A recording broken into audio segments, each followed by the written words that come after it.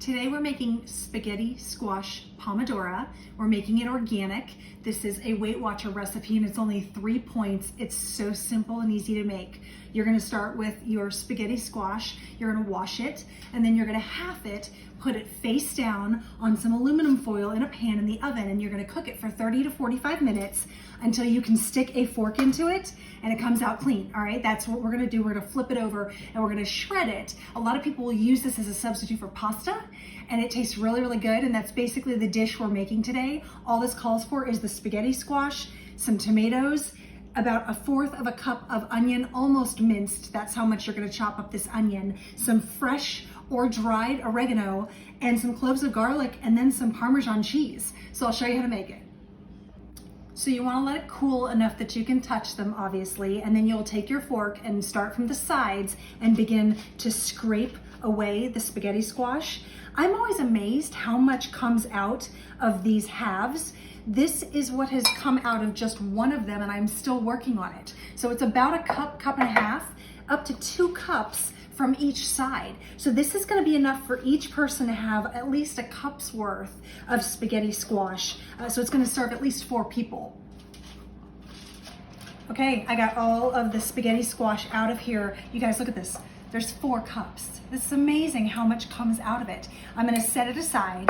In my pan behind me, I've got a tablespoon of olive oil, and then I've got those onions that I almost minced, so it's not gonna take too long for those to really get translucent and cook down how we want them to. We want a little bit of a brown on them, so I got those started first, and then I'm gonna mince in 2 cloves of garlic. We want them minced because we want the garlic to blend in. We don't want hunks of garlic, so we want it to cook down. So putting in minced helps with that instead of hunks and pieces in there that are too big to break down.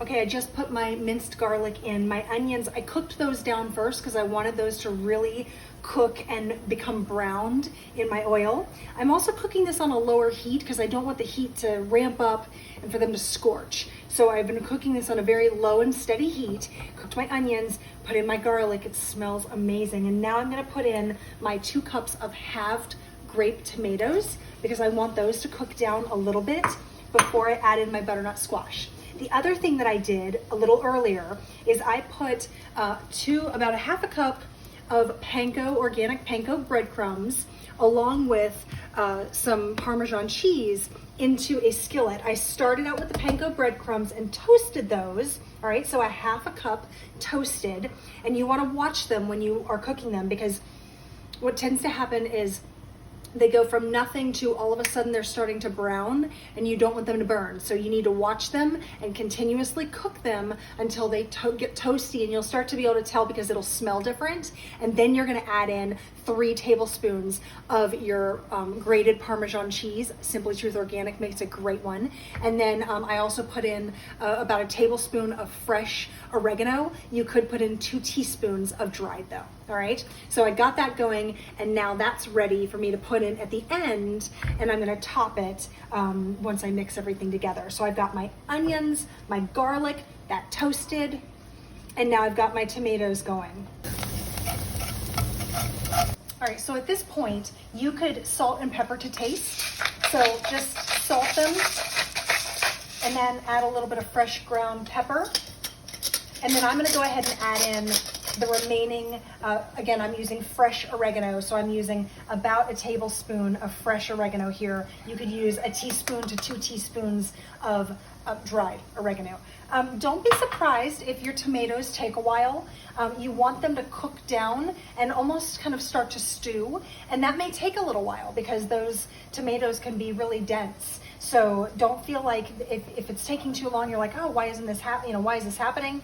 That's okay, that's normal. Just let them cook down, and you'll be able to tell when they start to get almost blistered or like mushy. Not mushy bad, but you'll just be able to tell they're not as hard anymore. Okay, the tomatoes are looking exactly how we want them to, and now is about the time that you could go ahead and add in your spaghetti squash, and it'll start to incorporate the garlic and those flavors into your spaghetti squash.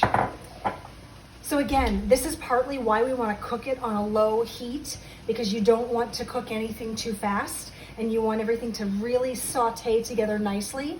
And in order for it to do that, you really want to keep that heat low.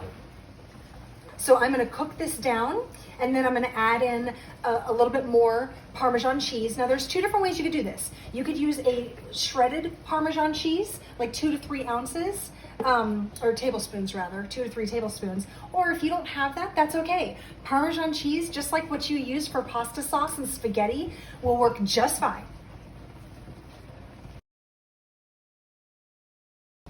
Okay, we are ready to serve this. So I am going to go ahead and put in the toasted breadcrumbs with my cheese and my oregano.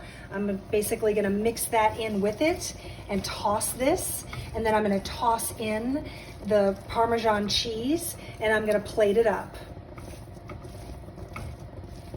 All right, in goes the Parmesan cheese. Again, I don't want this on the stove too long because I don't want it to completely melt, but I do want it to start to kind of mix together. And now I'm gonna plate it up. Okay, I am gonna top this a little bit more with those remaining breadcrumbs, just so that it looks pretty. And then I'm actually going to top it with a little bit more of the Parmesan cheese.